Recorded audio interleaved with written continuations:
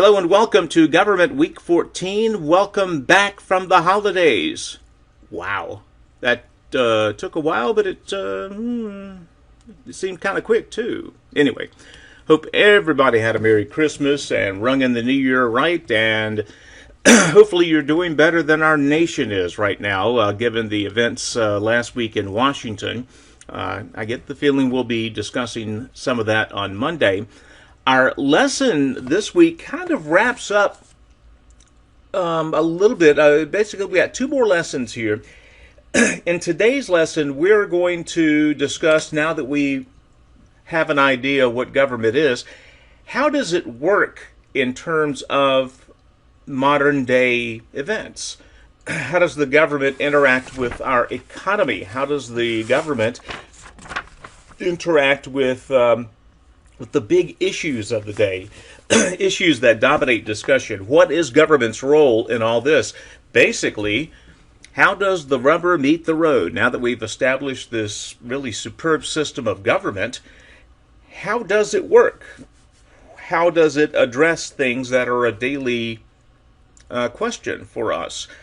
This unit will discuss the issues that confront all of us as Americans, and things like the economy, government, immigration, education, some of the real hot-button issues of the day, and take a look at how government treats it today as opposed to yesterday or last century or even from the beginning of this nation. We'll start with the economy, and of course the economy is basically the way people produce, distribute, and use goods and services. Every sector of our being, town, county, state, city, national government, international, has an economy of some sort. There is a world economy which we participate in. Many, many factors affect an economy. New invention can cause new wealth to be created. They can make a geographic area grow in size. Bad weather affects the economy in many sectors. The economy is not simple. There's an old joke that says if you want to hear 10 different opinions about how the economy is doing, ask 10 economists how the economy is doing. You'll get 10 different opinions. It is a very, very complicated thing. There are people, lots of people, who spend their entire lives trying to predict what the economy is going to do. Some of them are right, some of them are wrong, but that should underscore just how difficult this thing, as simple as an economy seems, it's the transfer of goods and services. It is very, very complex, particularly when you get to national and international levels. Now, the classic relationship that the government has with the economy sort of goes on a continuum, if you can imagine it. I'm sorry, I'm not going to have any slides this week. I'm doing this kind of in haste because I want to get this up to you very quickly. We have some appointments this weekend. I wanted to get this up on the website as quickly as I could. I'll have some slides to show you Monday that will help in the process of explaining this, hopefully. Basically, government interacts with the economy more or less on a continuum. This being the least government involvement in an economy, this being the most government involvement in an economy. Over here, you have what's called a free market command or a free market system. We call it capitalism. It is basically the idea that government interferes as little as possible with the economy, that people, businesses, other entities are the ones that control the day-to-day machinations. Over here is a command economy. Socialism, collectivism, in extreme examples, communism. This is where the government is so involved in the economy that the two are almost inseparable. The government directs pretty much every aspect of the economy over here, very little, if any, over here. Now, businesses offer goods and services in what we call over here a free market. Supply and demand are what determines the prices that businesses charge for items and services. The desire for profit. You remember the old saying in the movie, greed is good? Well, it was meant in an ironic sense, but in the very real sense, not greed, but the desire for profit the desire to make a buck or two so you can feed your family. That is what fuels the economy.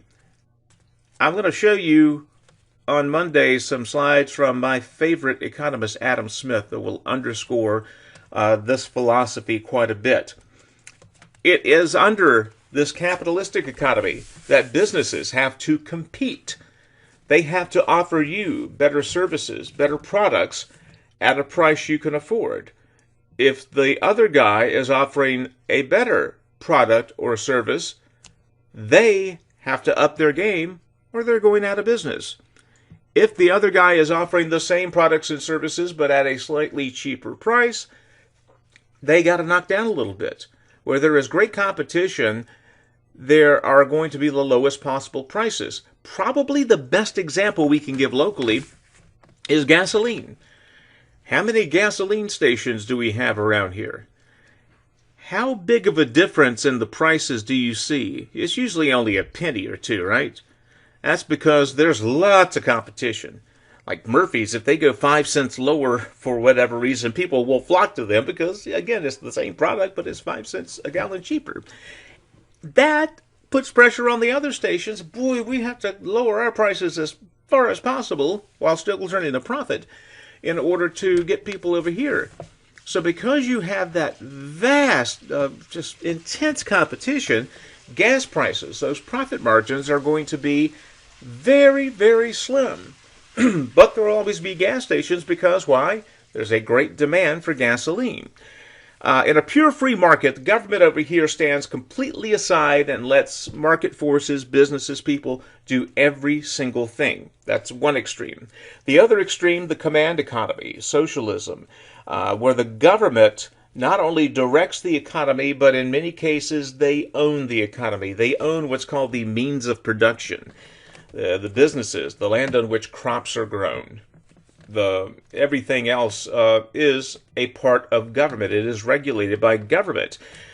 In this economy right here, the government commands what and how much workers will produce. Over here, you don't produce any more than there's a demand for in a perfect scenario. You don't want to produce 10 million widgets when you only think you're going to sell 1 million of them. You'll have 9 million widgets clogging up the warehouse that you can't sell. Over here, the government, central planners, bureaucrats, who don't pay any price for being incorrect, are the ones who decide how much is produced. It does not respond to the desires of we the people. It responds to the desires of whatever the government says should be. It's no surprise that over here, that cannot be successful. That cannot be run as efficiently as over here. It cannot be. Why? Over here, if you're wrong, you lose money. You lose your livelihood. If you're wrong over here, who cares? You're still in the government. Doesn't matter. Your job is insured. Where there is no motive for improvement, there is no improvement. A lot of the people who object to capitalism as a system are in reality rejecting human nature. Capitalism, flaws and all, and there are flaws, it is the only economic system that harnesses the power of human nature. It is our nature to produce. It is our nature to own. Ownership is part of 4 of the 10 commandments. It is in our nature to own and produce. Capitalism takes advantage of that, it harnesses that, and it rewards that. Socialism pretends it can change human nature, or that human nature doesn't even exist. That's a fantasy. And that's why socialism struggles to work. That's why it has to be quite often enforced at the point of a gun. Now, we talked about this being a spectrum. That means it goes, you have all kinds of things in between. And yes, most everything's in between. There is no such thing as a completely free market. There is no such thing, thank God, as a completely communistic economy. Most everyone is in the middle somewhere. Even the best, even the freest of free market economies history has taught us, will require some degree of government regulation. Government laws and policies have helped reduce smog caused by industries. Ordinarily, an industry would have very little incentive to spend the money to fix the fog, even though they're living in the fog, or the smog, I guess would be better to say. Ordinarily, they would have very little incentive to do that. But of course, collectively, we're saying that's wrong. So yes, we do at that point require collective action to tell industry A, you can't put that into the water. You can't put that into the air. We need government, so we've discovered, to enforce workforce safety laws. Makes sense. Without government involvement, workforce safety was practically non-existent. Late 19th century, my goodness. You took your life into your hands in some occupations. Also, again, child labor. Child labor was terrible in the late 19th century, but government regulations have made sure that children don't have to go to work in a factory. It's a good thing. As long as it doesn't get too onerous, it's a good thing. And again, we will be forever debating at what point government regulations become a market killer. We'll always be debating that threshold. And again, what's the word? Thank God we can debate it. The day we can't debate it, we're not free. Without regulation, again, companies do not have an incentive to do some collective good. False claims in advertising are another thing that our government polices that we have decided collectively, yes, they have a role in that. That's sort of over here on the spectrum. As you get a little bit closer over here, you start seeing government taking a more active role in the economy, subsidizing some industries, even taking over some of them that are deemed in the national interest. The U.S. toys with this a little bit. Amtrak is a perfect example of a private service that's being publicly funded. To a lesser degree, the post office is sort of an example of that. The post office, again, we discussed that in previous lessons. In terms of defining it where it goes on a government spectrum, it's kind of a weird entity all on its own. When you get over to Europe, you see a lot more Amtraks. You see the government taking an active and direct role in more sectors of the economy. In the United Kingdom, for example, the government owns all the mining industry. They own the entire country's healthcare system. It's not just, a single-payer system. Every piece of healthcare in the UK originates with the government, paid for by the government.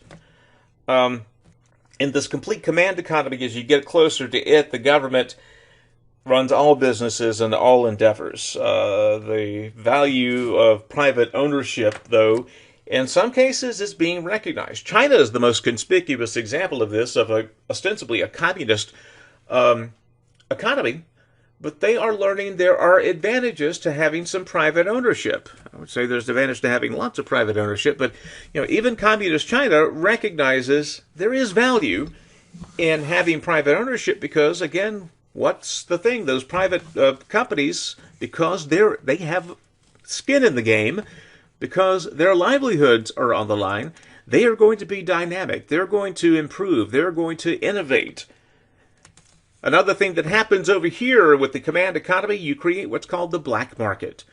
I have met several people from the former Soviet bloc nations who tell me that the black market was so much a part of their lives, probably even more than the government market. Being able to know this guy, he can get you cigarettes over here. That guy, he can find you some whiskey. This guy can get you some Bob Dylan records or whatever. All illegal, but sometimes even then, much like the mafia. You've seen all the gangster movies where they steal cigarettes and sell them at a discount. Black markets operate like that. And command economies beg for the creation of black markets. If I wanted to create a black market and I was king of the U.S., I would make us a 100% communist nation. That would make black markets thrive. Again, in the battle between law and appetite, where should your money be bet on? Appetite. Every single time, appetite will win. History demonstrates that. Again, in the United States, we have, for the most part, a free market economy, but we do, of course, have essential government regulations on industries. And we even tip over here to where some industries are subsidized because they're considered national good. We kind of tinker over that, but for the most part, we're over here. Again, communist China, even though they're communists, they're starting to see a little bit of value in that. Maybe they'll move over here and join us one day and compete fairly in the world economy. And of course, there is, when you're talking about an entity as large and pervasive as the United States government, there is any number of impacts they can have on an economy. Regulations, of course, taxes. And again, we'll forever debate the level of taxation that is necessary and at what point it becomes onerous. At what point does it cost a business more to pay taxes than before they can make a profit? Again, and the government services that help those businesses, roads, water, sewer, etc. The government does not produce wealth. The government's job is primarily to redistribute wealth. And again, we as a society have decided that some of that is okay. Again, welfare payments and those unemployment assistance. Again, we have decided that a certain amount of that is okay. Again, we're debating the scope of that, and we always will. The biblical example we have, of course, is that Christians should give their wealth voluntarily. Keyword, voluntarily. If you are taxed at a high level, what choice do you have? Pay it or go to jail. That's not voluntary. Also, as we've mentioned in these classes before, as a Christian, part of giving is the benefit we receive, spiritual benefit. We get closer to God when we give of our own free will. We see more clearly God's face when we give of our own free will. We get no spiritual benefit from doing that through taxation. None. Government plays an important role in a capitalist economy by, hopefully, at its best iteration, defending truth and justice. We see lots of that, some of those traits in the Bible as well, where government is more than just the distribution of resources. It is the source of truth and judgment. Now let's get into some of the hot-button issues today where direct government involvement could be a good thing, could be a bad thing. I'm going to try not to politicize these too much because I want us to discuss this in class, and I want to get your take on what you think the government should do in some of these situations. Immigration, of course, is a crucial issue. We are a nation of immigrants. We have any number of people throughout history who have come here to escape persecution, to have a new life, to be able to act upon their life's calling in some cases. Of course, the issue that we modern day associate with immigration far too much is illegal immigration. There is a legal way to immigrate to the United States. Traditionally, the U.S. has an annual limit on the number of immigrants it will accept from other nations. And you can see where that would be a good idea. To instantly open up the doors and allow our nation of 330 million people to swell to 400 million people overnight would be way too taxing on our resources, and those who are already here would have to bear the brunt of the cost. So we manage the intake of people, just like we manage the intake of any resource, really. Official U.S. immigration policy puts a cap. Also, it takes the visas that they award and puts them into different categories. The most common is the tourist visa for people who are just visiting on vacation. The next most common is the student visa for those who are coming here specifically to study at a college or a university. The next biggest one is the work visa, where seasonal workers, migrant workers, come here to work during a specified season and then return home. And again, the process is if you want to become a citizen of the U.S., you apply for a permanent resident card, green card it's called. Usually 10 years, I think, for a green card, and then you can apply to become a U.S. citizen. It is an onerous process. I like that. Not because I like people to go through the quagmire of government. Lord knows I wouldn't wish that on my worst enemy. But if you go through that process, you want it. You want it bad. And you're willing to do a lot to get it.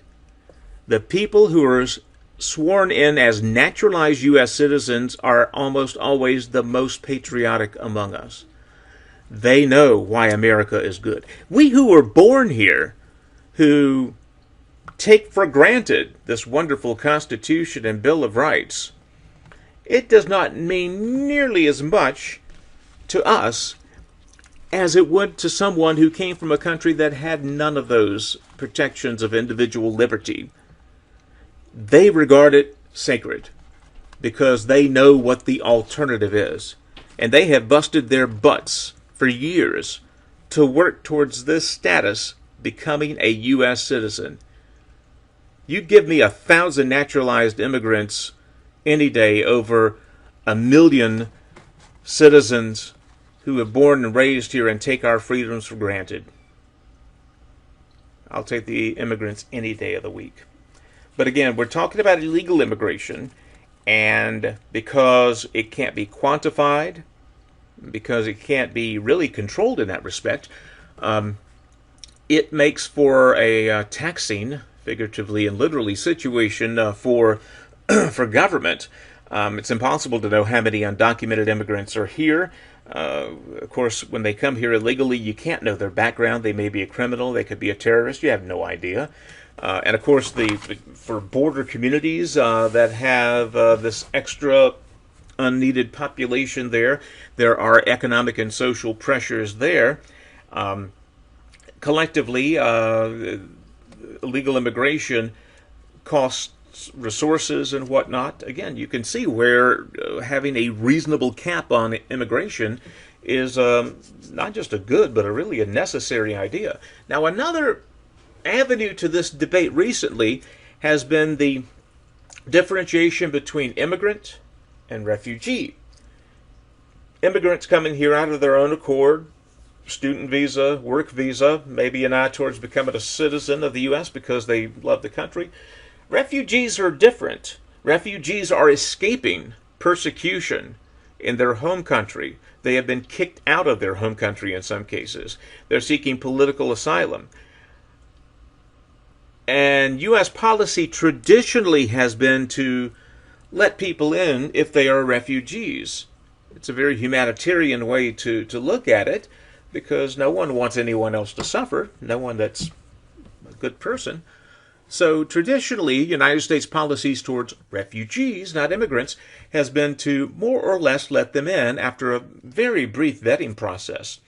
Well, what's happening, unfortunately, is a lot of the people who are really immigrants are not escaping persecution. They're going to the border and they're claiming to be a refugee.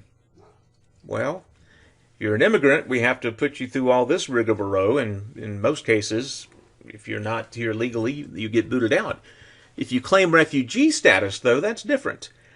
And the word's gotten around to those who are coming here, mainly through our southern border, that if you want to skip all the process, you just claim to be a refugee. So you can understand the pressure that that's putting on U.S. refugee policy. What was a very well-intended policy of generally accepting refugees from most any nation under any pretense is now being abused. What do you think should be done? How should we handle this? Oh, here's another simple issue: healthcare. Healthcare has become 1/6 of the gross national product, probably now closer to 1/5, close to 20%. And it has been the thrust of debates for years. Again, remember that continuum, capitalist, communist. How much should the government intrude on the economy? Healthcare is an industry. $2 trillion were spent last year on healthcare. Cost, doctors, equipment, you name it. It's a $1 trillion industry. How much does government want to get involved in that? Well, here's the thing. Government is already very involved in that. the cost of healthcare has gone up pretty much on par with the level of government involvement in healthcare. Not a surprise. If you want to make something more expensive, get the government involved. Why is college tuition so expensive? Because government underwrites lots of tuition. Because government underwrites a lot of it, they can jack up the tuition. Man, government's going to take care of it. That's what's happened in healthcare. The cost, in so many cases, has gone up simply because government's paying for it. What do we care? Government has no incentive to cap their spending other than whatever their bank account says. Of course, healthcare used to be you going to your doctor and them looking you over and y'all deciding what to do, and you pay the doctor whatever they charge you. Private health insurance began cropping up really before World War II, and people very quickly learned that if they pooled their resources, say with an employer, they could get very good rates on health insurance. And so it really, in about the span of a generation, private health insurance provided by the employer became pretty much the norm and not the exception in the United States. And of course, a generation after that, Medicare and Medicaid were adopted by Congress in 1965. Medicare is a health insurance program that covers the needs of elderly persons. Medicaid is health insurance for low-income Americans and others who cannot afford traditional health coverage. And of course, this is very, very, very, very, very expensive. It comes out of your payroll tax, all of this good stuff. And because of that involvement, there's always a push to get a little more involved, particularly when we're talking about the commodity here. This isn't a widget. This is healthcare. This is life or death. So people will look at that and claim that it's a human right. They will go back to those wonderful words in the preamble that say life, liberty, and the pursuit of happiness, construe this as life, and say that it is government's duty to provide health care. Here's the problem. Nothing can be a right if it has to be provided to you. Because if it can be provided to you, it can be taken away. And anything that can be taken away is not a right. Now, you can say the government can take away your free speech. No, they can't. They can fail to secure your free speech. You still have the innate right to free speech, regardless of whether the government is securing it or not. Healthcare is different. Healthcare is a commodity. Healthcare has to be provided for you. It has to be administered to you. Someone has to do it. And if you are claiming it as a right, as a human right, then you are also claiming the right to conscript people to provide this service for whatever pay or non-pay that you deem they need. It's a whole lot of problems when you take a commodity and place it under the umbrella of being a human right. That brings it to a whole different level. And we need to oppose that, because that is a slippery slope I do not want to start. Anyway, government involvement, of course, early 1990s, under the Clinton administration, was a push to nationalize healthcare. That died in Congress. Of course, 2010, second year of Obama's presidency, they passed the Affordable Care Act, which was not a complete government takeover of healthcare, but it was certainly a step in that direction. We are now, of course, in the process very much of tweaking ACA, and as a result, the end result is very few people right now pay their doctors directly. That just doesn't happen. It's either the government paying your doctor bill or your insurer paying your doctor's bill. The insurance and the government are usually the third party in most of these transactions. Because we have third parties involved, the cost is going to go up. That's true of any commodity. The middleman, the one who is passing through the widget that you're purchasing. Anytime there's a third, fourth, fifth, sixth party involved, the price of the commodity is going to go up. That is why healthcare is so expensive. And of course, as our population grays, that is, the average age gets on up here, as we make new medical discoveries that help us to live a little bit longer, we were going to have lots of debates over healthcare, particularly end-of-life issues, because, again, we are living longer now. We might have had a couple of years there where the life expectancy ticked back just a little bit, but still generally much longer than a generation ago. Interesting questions come about if the government is controlling healthcare. If the government is controlling healthcare, then they can, as a cost-cutting measure, plausibly say it is in the national interest if people stay in shape. If government is paying for your health care, then they could feasibly say that you need to be in shape. And taking it to the nth degree, they could mandate that you eat only healthy foods, that you get a government-approved amount of exercise per day, that you're able to pass a government physical fitness test periodically to determine if you're eligible to stay on the government healthcare system. There's lots of potential problems with direct government involvement in something that is as intensely personal as healthcare. There are a few more issues that are more personal to someone. And to give the government a large amount of authority in it is begging for problems. A couple of words on other things as government interacts with big things. Education. Again, we've mentioned before that because, my boy, the 10th Amendment, because the Constitution does not mention education, it has been an issue that has been preserved or remanded to the states. And states traditionally have taken the leading role in education. Of course, up until maybe the mid-1800s, the idea of school was a community getting together, pooling some money voluntarily, building a schoolhouse, paying for a schoolmarm or a schoolmaster to run things. All the kids in that town, village, whatever, attended the school until they were old enough to work on their own out in the field. That was education.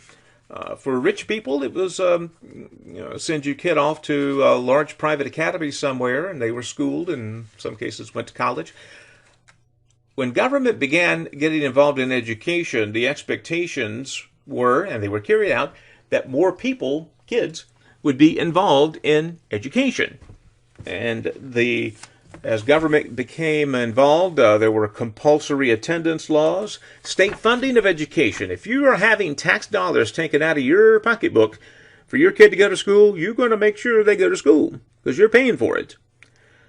Formal schooling has taken on more of a person's life, particularly since World War II. And of course, one of the issues there is the rights and roles of parents. One rule of thumb that is held up pretty well: the more government is involved in education, the less authority parents have.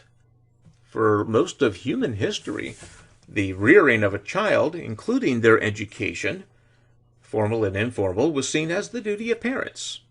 Grandparents in some cases, the family unit certainly.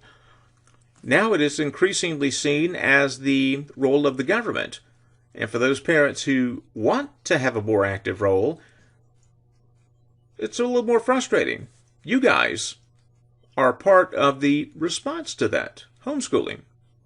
Your parents have decided, yeah, even though the state's still going to take our money, our children's education is too important to be left to this bureaucratic quagmire we call the public school system. And here we are. You've got a teacher looking at you, not in a suit and tie, but in a Pink Floyd shirt. That's the way we homeschool. I'll put you guys up against public school students any day of the week, though, trust me. The government, the more it gets involved in education, the less authority parents have. The implications are very, very many. There are societal implications from this. In some cases, public schools are seen as indoctrination centers. If you believe our government is strongly left of center politically, what better way to have that meet the road than to impart that kind of wisdom in a public school setting under the guise of education? Now, certainly in totality, public education has, I think, in any measure, done more good than harm. billions of people have been educated. Our lives are better for having smarter people, I think, in our midst. But again, every time government gets more involved in something, you're going to lose a little something in the process. We have to continue to make sure that government knows their proper role. And again, what we're doing here, this homeschooling movement, is one of the responses to that. Now, your book mentions abortion in Lesson 70. I'm just going to bring it up here in the context of we will be discussing that on Monday and discussing what should government's role be in not only abortion, but in some of the other hot-button issues we have. I also want to talk about what happened last week in Washington, the storming of the Capitol. The context behind that. Try to discuss it in a non-political way. Try to discuss it as a student of history, as a government student. What did that mean to you? Anyway, we'll talk about that on Monday. I'll get this uploaded as quickly as possible, and we'll message you quickly as possible. And we'll see you Monday. Have a great weekend.